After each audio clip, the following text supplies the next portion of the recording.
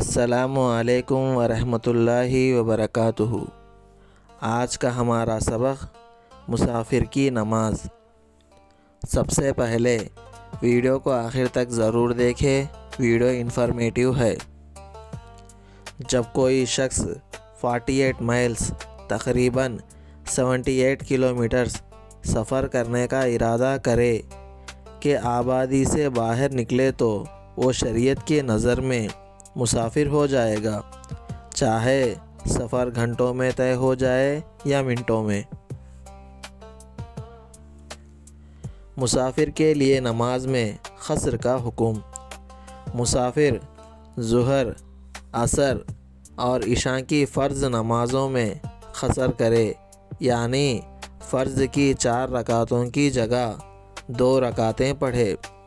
فجر، مغرب اور وتر کی نمازیں اپنی حالت پر پڑھ جائے۔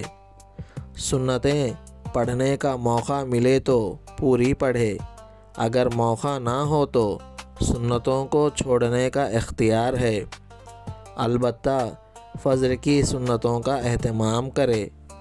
مسئلہ: اگر مسافر ظہر، عصر اور عشاء کی نماز 4 رکعت جان بوجھ کر پڑھے تو وہ گنہگار ہوگا۔ اگر بھول کر 4 رکعت پڑھ لیا اور دوسری رکعت میں بیٹھ کر تشہد پڑھ لیا اور 2 رکعتیں فرض ہو جائیں گے اور 2 رکعتیں نفل ہو جائیں گے، البتہ آخر میں سجدہ سہو کرنا واجب ہوگا۔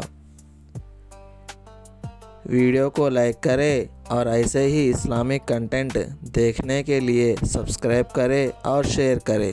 جزاک اللہ خیرا۔ السلام علیکم۔